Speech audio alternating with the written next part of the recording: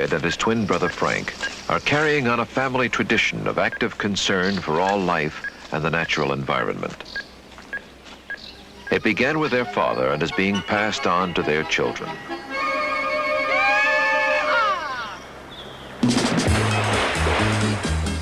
To all generations of Craigheads, the wilderness is a source of curiosity and delight. Irresistibly, the Salmon River challenges the Craigheads. Its rapids to be run, its freedom to be preserved.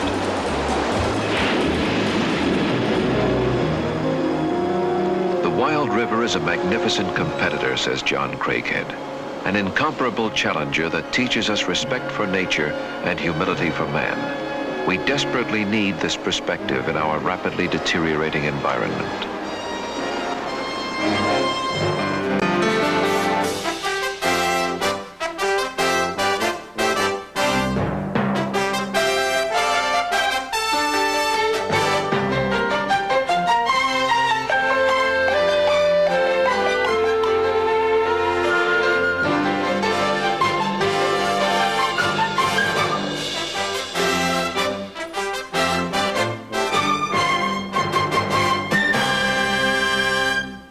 I'm Mike Farrell.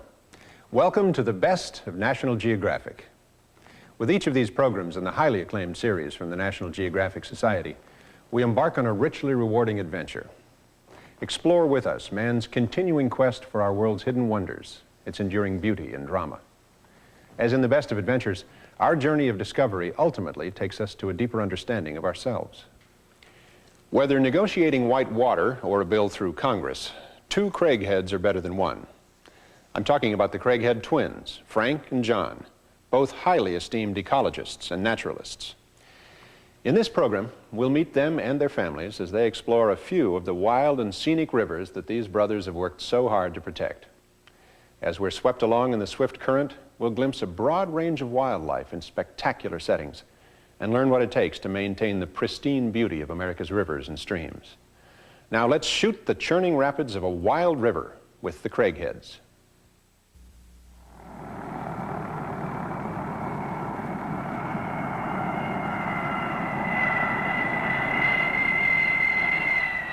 In the wake of technological progress has come the pollution of air, land, and water. Like so many of America's rivers, even the Potomac at the nation's capital is now contaminated. Washington, D.C. was the boyhood home of John and Frank Craighead. They knew the Potomac well. Its fate and the fate of other rivers have made them ardent spokesmen for conservation. The Craigheads were instrumental in the passage by Congress of the Wild and Scenic Rivers Act. The bill's main purpose is to save some of the wild streams which still remain. For the Potomac, it may be too late. Its water is unsafe for drinking. Fish and wildlife are threatened. The once clear water has become contaminated.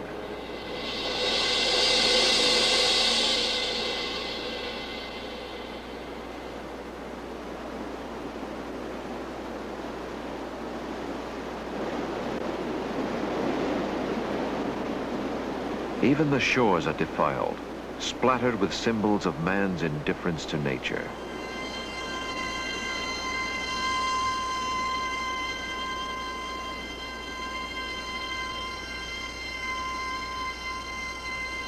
"35 years before, the Craigheads knew a different kind of river. The Potomac was yet unspoiled and free.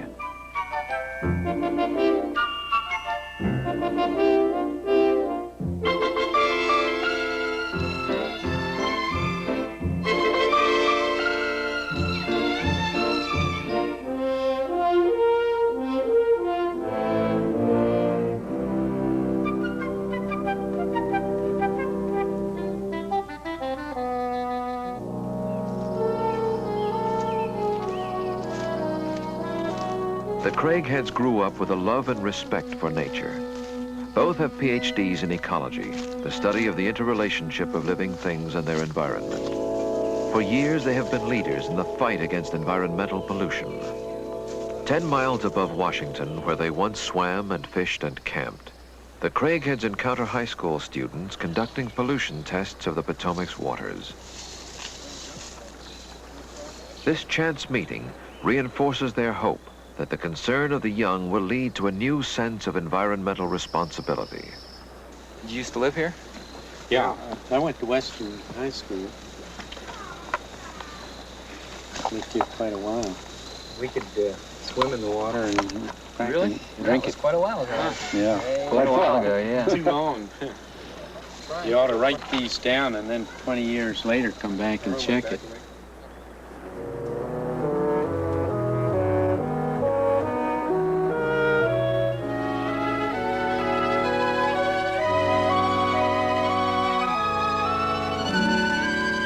In a few isolated areas of America, there are hidden rivers which civilization has not yet conquered. The Wild and Scenic Rivers Act hopes to preserve stretches of some of these rivers, to save their natural beauty, history, and ecology. Deep in the Idaho wilderness, the Salmon River still runs pure and swift. No man was known to have traveled its hazardous length until 1896. Many who tried perished in its rapids. It was called the River of No Return.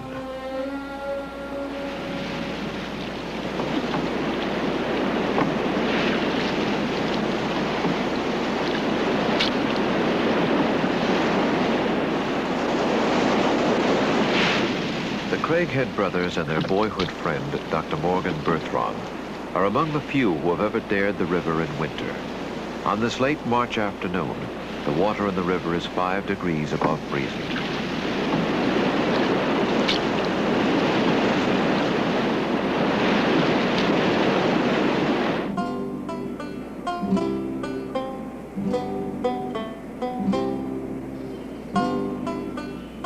Along the banks, a few scattered homesteads remain, reminders of a pioneering past. Beyond the isolated cabin of a river hermit lies the treacherous Salmon Falls.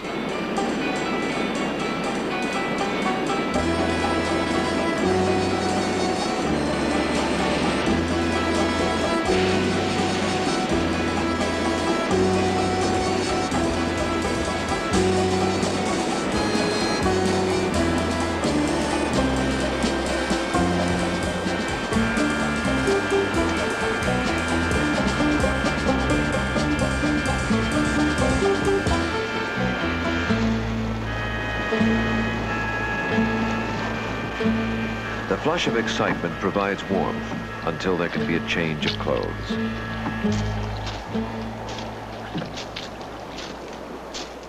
The untracked snow on the banks of the Salmon is probably as pure as any in the United States.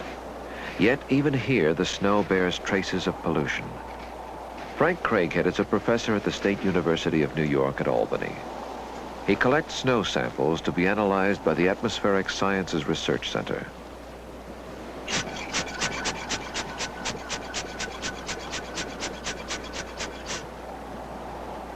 Over a period of time, analytic measurements of the air taken in wilderness areas will serve as a reference base for measuring the extent of pollution and its rate of increase or decrease.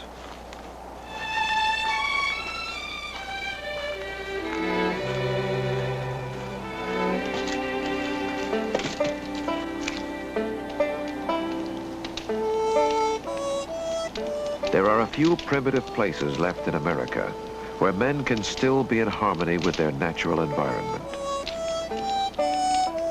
Steep mountain slopes, churning rapids, and effective control by the U.S. Forest Service all have held back man's encroachment of the Salmon.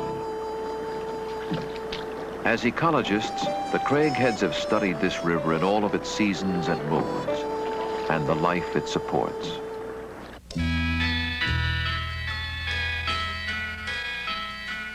The osprey nests in the trees along the river and feeds on the fish it spots in the clear water.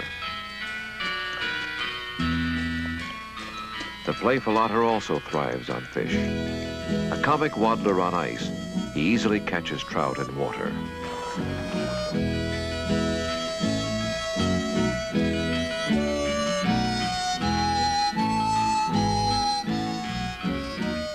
river is more than flowing water, more than spectacular scenery. It nourishes life for miles around. Herds of elk whose summer grazing lands are bound in snow come from miles away to forage along the river's banks.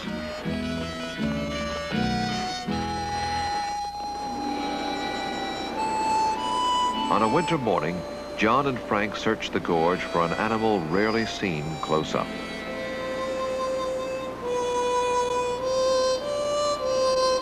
The mountain goat is not a goat at all, but an antelope related to the alpine chamois.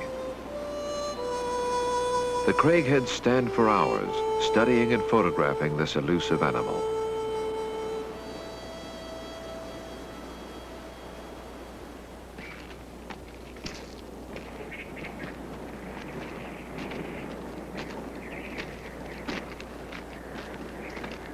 The river's higher southern slopes, swept by wind and warmed by sun, are the seasonal grazing land for thousands of big game animals, like the Rocky Mountain bighorn sheep. John Craighead, who heads the Cooperative Wildlife Unit at the University of Montana, inspects this winter range with Morgan Berthrong. The western winter has driven the herd down to the more temperate slopes of the Salmon River.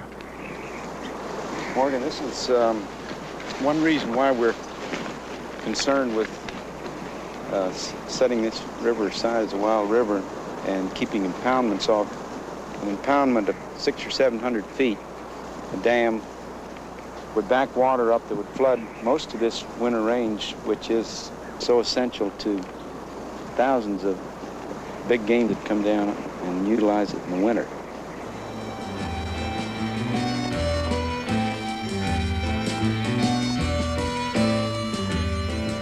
Of what value are the leaping bighorn and the elk? Of what value is the wild? Most people will never see it. The animals of the wilderness are part of a delicate balance of life, a balance that affects mankind.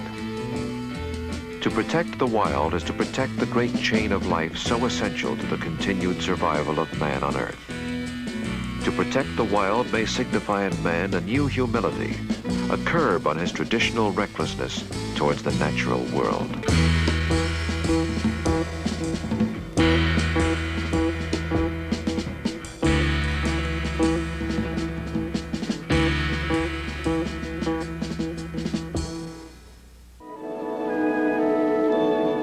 The Hudson, too, was once a wild river.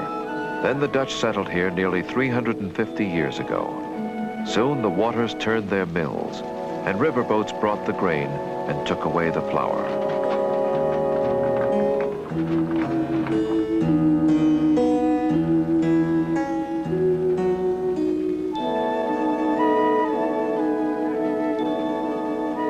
Man did not yet have the power to transform his environment radically. For people along the river, life was simple.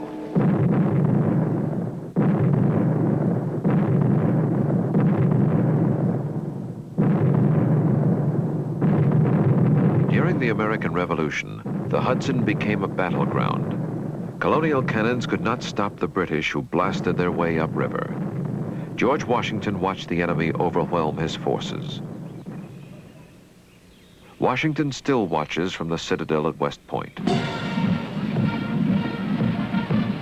Fortification of the heights at West Point ultimately denied the British control of the Hudson. The military academy has been here since 1802, and the American flag has flown here since that time.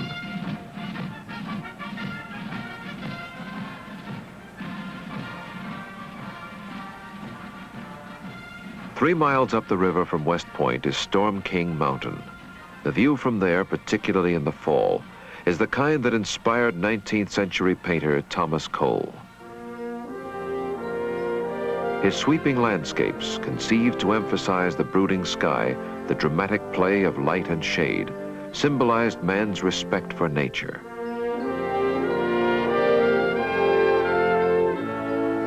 Cole inspired other painters to follow him, and they became known as the Hudson River School.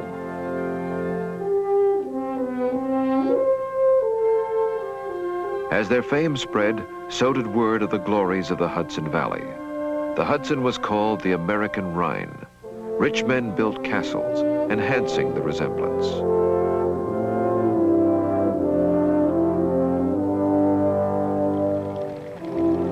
For 306 miles, the Hudson River flows. Scenes of a romantic past mingle with a bustling, dynamic present.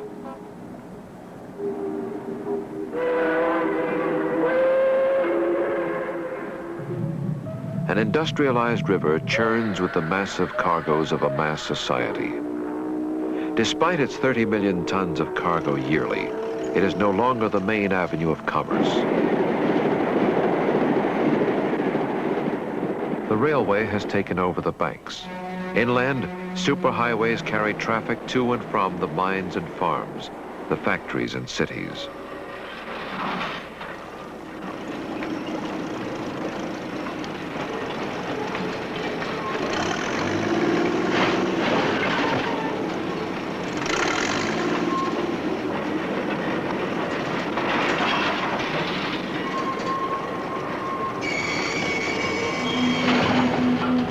Misuse has tarnished the majestic Hudson. The river became a convenient sewer, a dumping ground.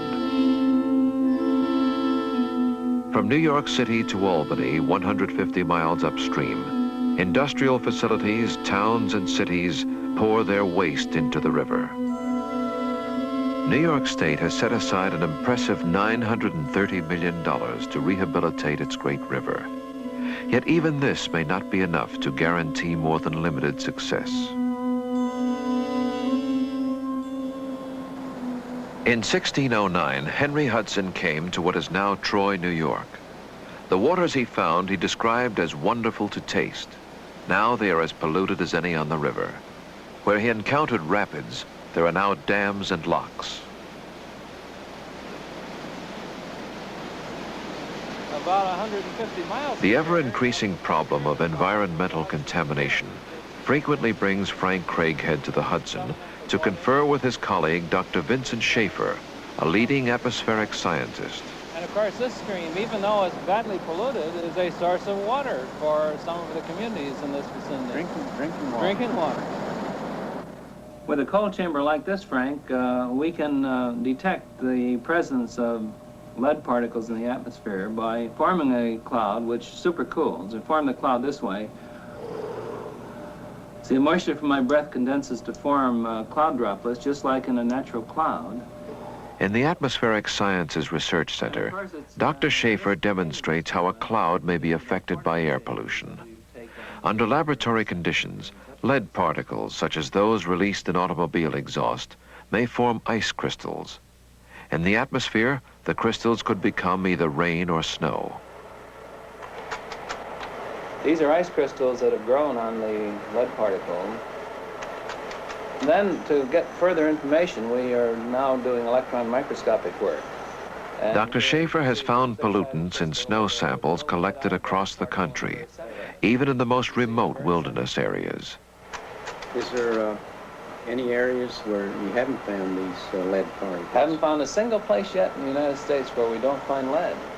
Well, are all these lead particles? Dr. Schaefer has done extensive research on lead pollution in We the don't know atmosphere, what place they come from. where it comes from, how it becomes part of the rain cycle, and finally, how it affects living things. And of course, the thing that concerns us now is the way lead is getting into the rivers and into the weeds and all the rest of it. And then, of course, it gets into the food chain, and you and I then finally get it. In the broad reaches of America's West, life still shifts with the seasons. The serenity of the wild seems undisturbed.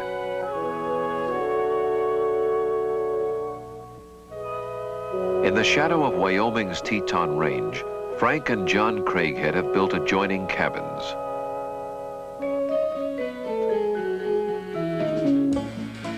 Living on the edge of the wilderness, the children of both families have grown up close to nature and to one another. Together, they now prepare for a trip down the Salmon River with their fathers. It will be typical of the kind of adventure all generations of Craigheads have shared. But this trip may be the last one they can all take together. After the summer, The older children will go their separate ways.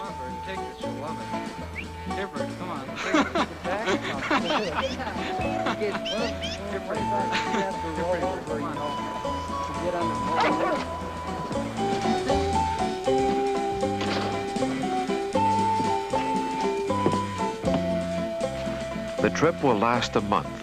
Frank and the children will travel by truck 350 miles from Moose, Wyoming, to the end of a mountain road in the wilds of Idaho. John will join the party at the point of departure.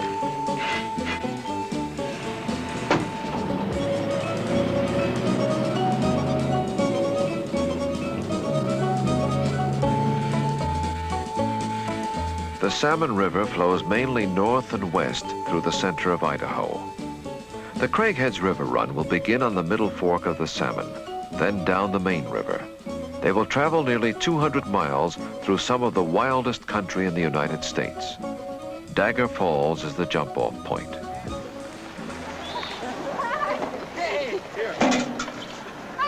John Craighead is greeted by his daughter Karen and by his youngest son, John Jr.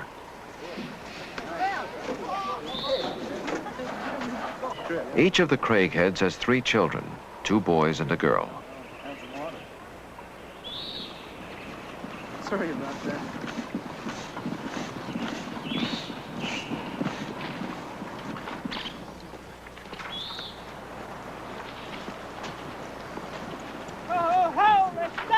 The Craigheads have traveled down the middle fork before in rubber rafts. For the first time, they will also try to run the rapids in kayaks. One family returns to the kind of life mankind once knew, meeting the challenges of the wilderness and the elements.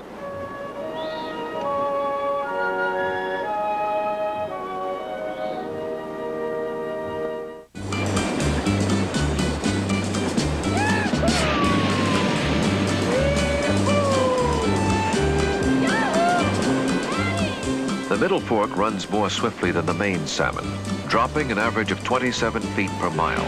The Craigheads are swiftly propelled into its churning rapids. The white water is an immediate test of craft and crew.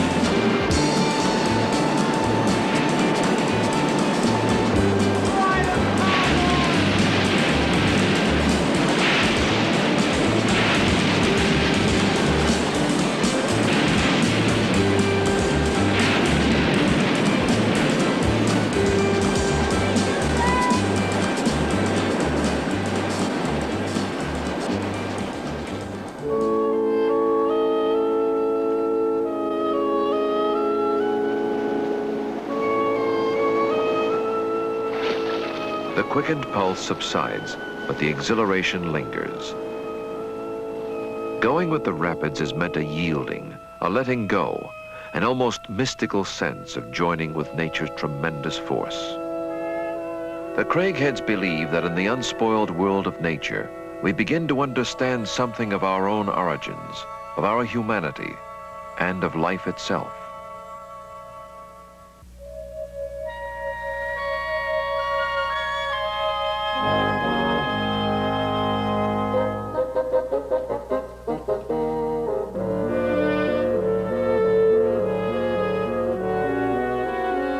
The kayaks skim like dragonflies over tranquil water.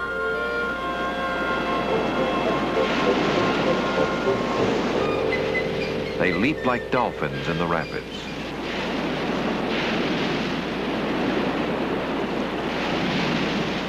These same rapids have battered and drowned river travelers. Jagged rocks lie just below the surface of the water.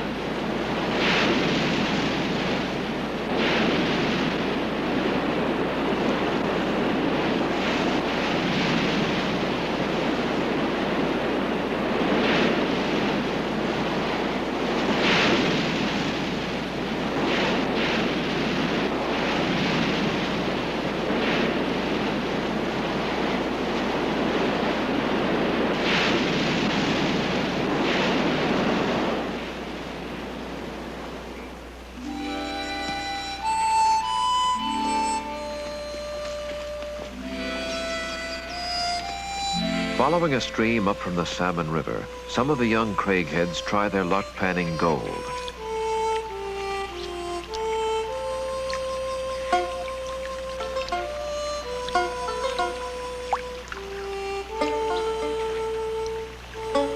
They came by the thousands in the gold rush days, doing the hard work of mining and scarring the land as they went. They built their mining towns, and Leesburg was a pretty big one, population 2,000. From the time they started in 1866, they took $16 million in gold out of the Leesburg mine. There wasn't any other reason for Leesburg, so when the gold ran out, the town died. It was lively enough for a while, and men lived high, gambling on the dream of riches and the easy life.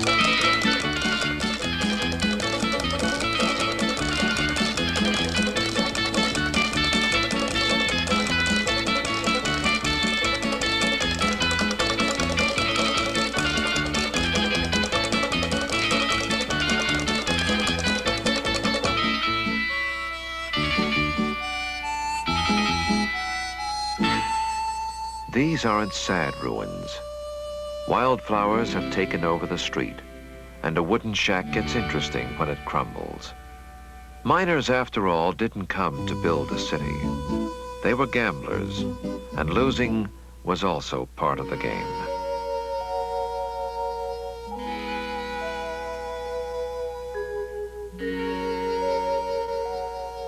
"2,000 came to strike it rich.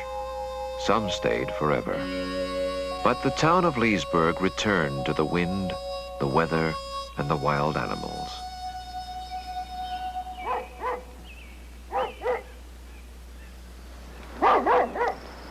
I homesteaded 40 acres. Frank Lance didn't come to the Salmon to mine.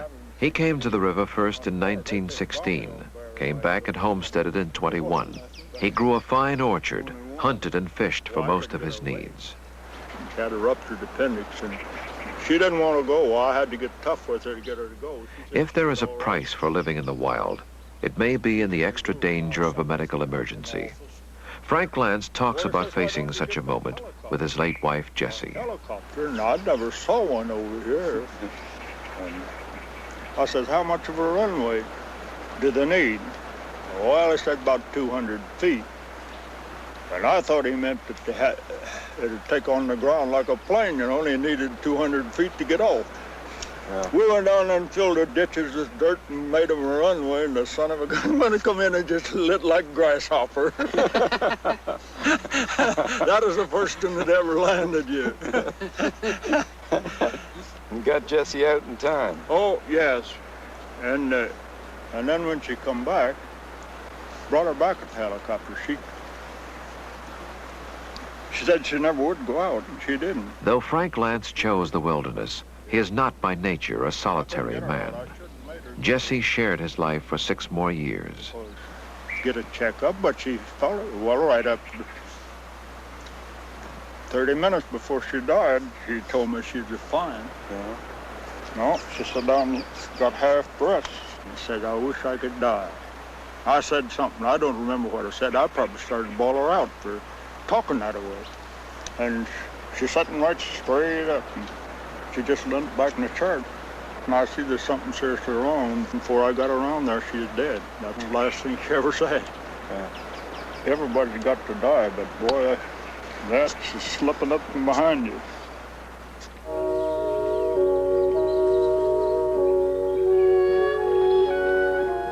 The Salmon flows on, alternately turbulent and tranquil. Where it flows with a gentle ripple, the boatmen relax and enjoy what passes.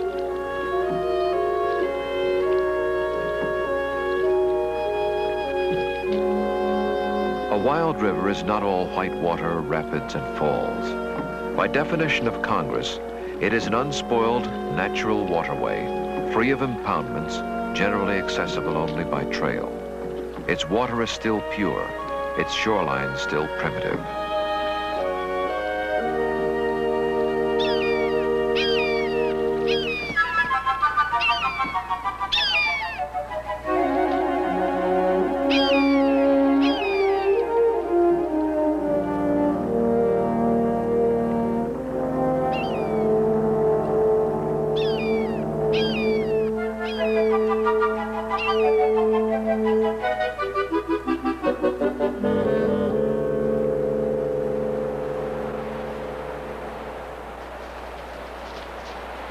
3 of the young craigheads leave the river to search for the nest of a majestic species of bird, the golden eagle.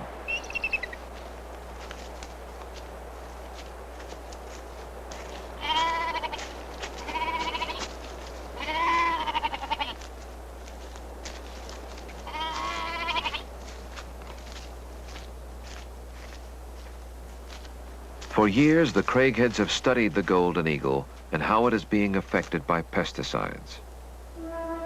Far below, on a ledge jutting out from the sheer cliff, is the eagle's nest.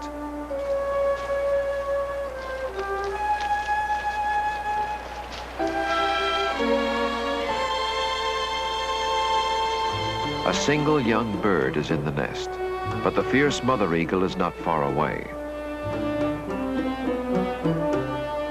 18-year-old Charlie will rappel down. The craigheads are skilled mountain climbers.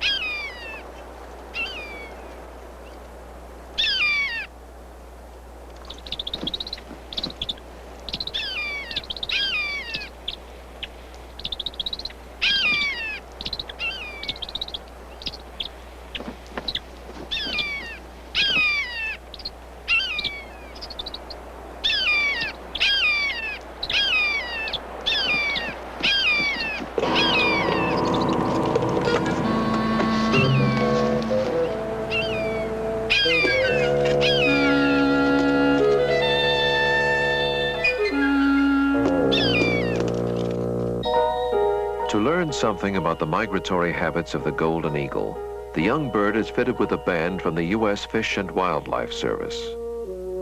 The golden eagle has been hunted down as a threat to livestock, but now studies indicate that it feeds on rodents and reptiles and other small animals. By so doing, it helps maintain nature's balance. Now they are protected by law. Once the golden eagle soared across much of the United States. Today, the Idaho wilderness is one of its last sanctuaries.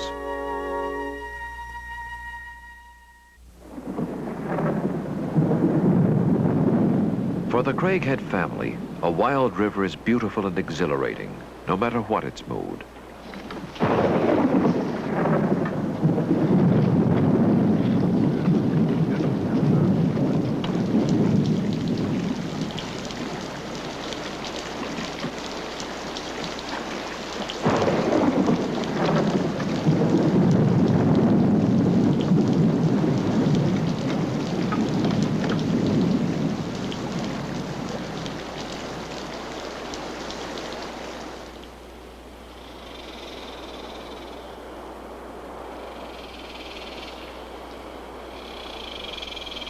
In the wilds, part of the wonder and excitement lies in the unexpected. On one spring day, the salmon flies suddenly appear. During their few brief days of life, the salmon flies mate and drop their eggs by the millions into the water. For 2 years, the salmon fly in the nymphal stage has lived as an aquatic insect among the rocks on the bottom of the swift-running stream. Drawn instinctively to a point which is high and dry, the nymph will slip out of its hard, water-protective shell. One way of life ends, another begins. A winged insect emerges.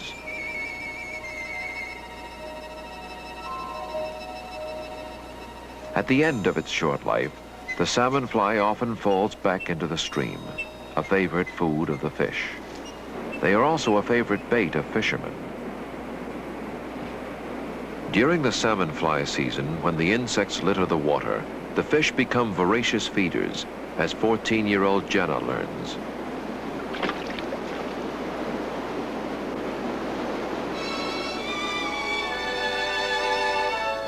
John Jr. has become one of the most proficient of all in the kayak. Using one sweep of the paddle, his own weight, and the force of the water itself, he has learned to right himself Eskimo style in case of a sudden upset.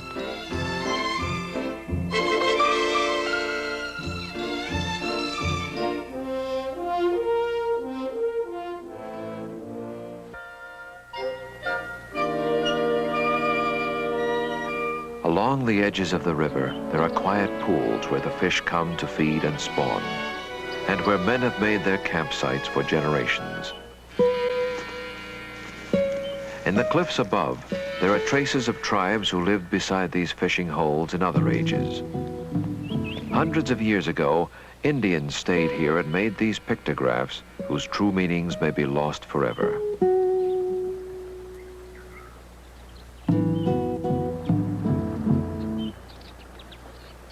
As the Indians once did, the Craigheads have learned to live off the land. On this day, they will survive by foraging.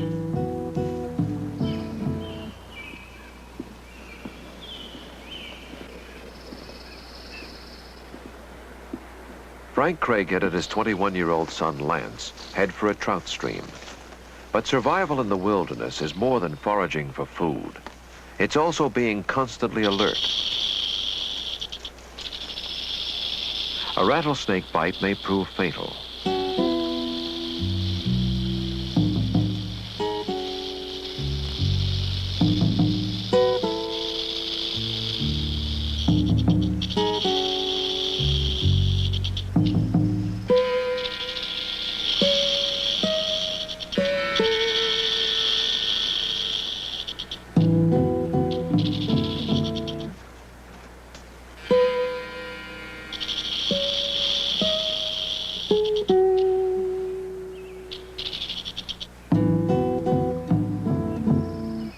To the Craigheads, the rattlesnake is a prized catch to be added to the evening meal.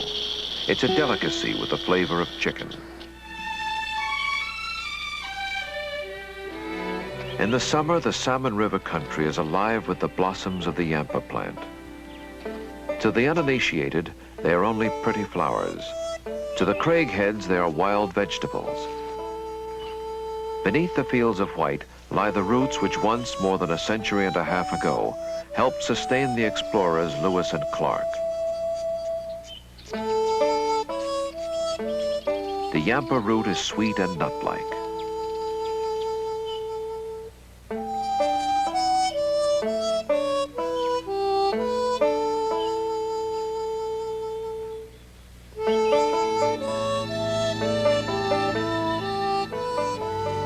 Much of the Craigheads' knowledge about wild foods is based upon Indian lore.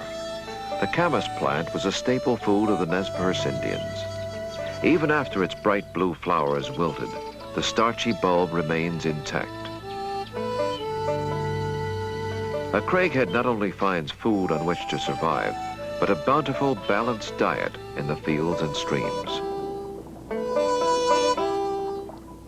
There are fish in the river, and mussels and freshwater clams waiting to be plucked from the clear, shallow water. The evening meal will be a feast in the wilderness provided by nature.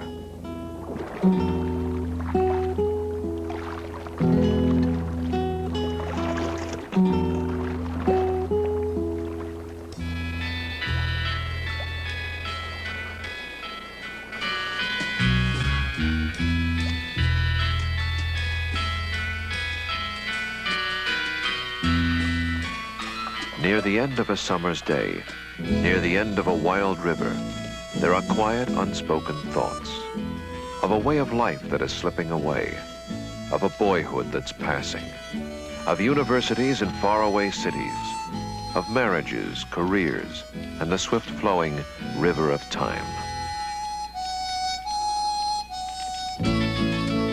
Perhaps never again will they all be together beside this unspoiled river they love. One family alone in the wilds.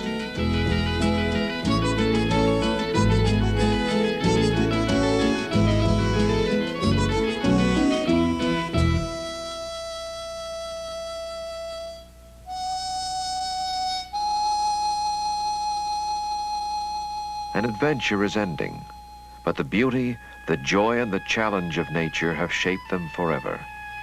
From the rivers and mountains and woods, they have derived their life's meaning and style.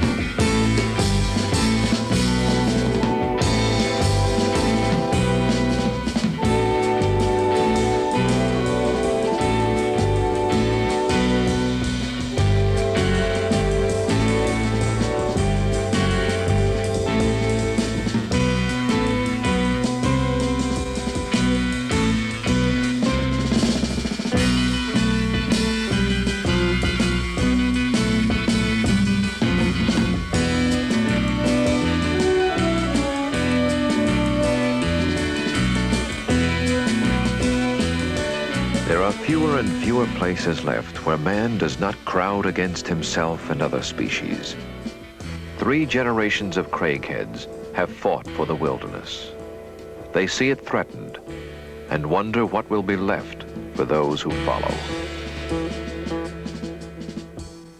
As predicted in the film, the Craighead families haven't had much time to spare lately for river rafting together.